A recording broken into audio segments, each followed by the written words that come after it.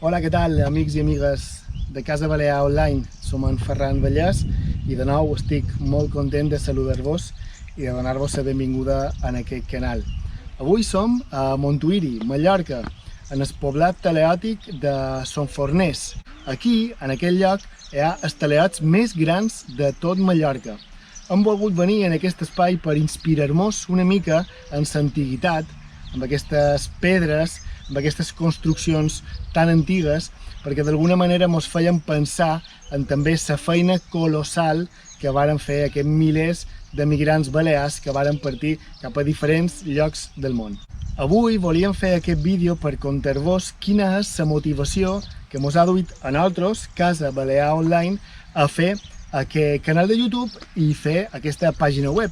I les motivacions és que són molt senzilles, són unes motivacions personals i familiars, perquè la meva història Vallès sempre ha estat travessada per aquestes persones, aquestes històries de migrants que varen partir cap a Amèrica. Tot va començar, que jo sàpiga, amb el meu repredí Llorenç. Ell va partir amb els seus dos fills petits cap a Cuba. Les coses a Alcúdia, d'on ell era original, no anaven gaire bé i va decidir partir amb els seus dos fills, amb en Sebastià i amb en Llorenç, cap a Cuba. Sebastià és el meu predí, Llorenç és el meu tio abuelo. Varen partir tots tres a Cuba, dos nins petits, de 8 i de 10 anys aproximadament. I quan varen arribar a Cuba, ell va trobar feina de picapedrer. Hi havia molta feina a Amèrica, era la realitat. El que passa és que el meu repredí va caure d'un andami i va morir. Va deixar dos nins petits, de 8 i de 10 anys, que varen haver de tornar a Mallorca com varen poder.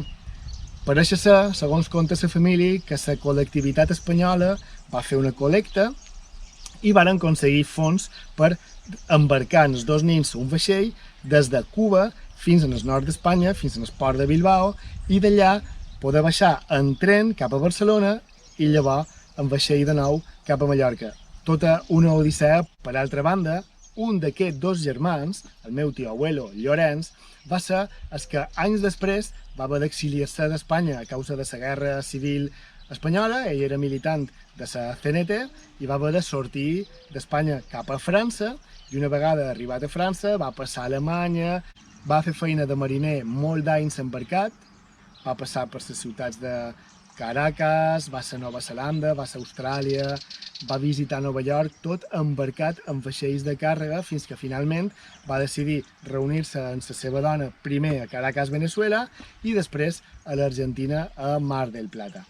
Però és que per la branca de ma mare també tenc antecedents i familiars que varen partir cap a Amèrica. D'entrada, el meu predí, el que nosaltres li hem dit tota la vida, el abuelo Pepe, va néixer a una població que se diu Jesús María, a Córdoba, Argentina.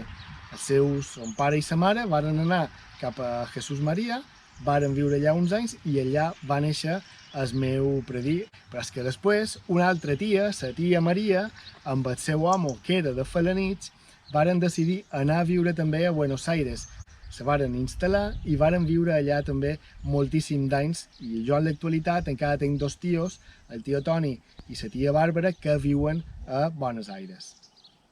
En definitiva, per què vos he contat tot això? Perquè conegueu una miqueta més el perquè de Casa Balear Online, quines són les motivacions que ens han duit a jo i a l'equip de persones que treballen en aquest projecte a començar a contar aquestes històries dels migrants balears. Una vegada més vos he d'agrair que estigueu seguint aquests vídeos de Casa Balear Online i vos anim a que vos subscriviu en el nostre canal de YouTube Casa Balear Online. Gràcies per seguir-nos.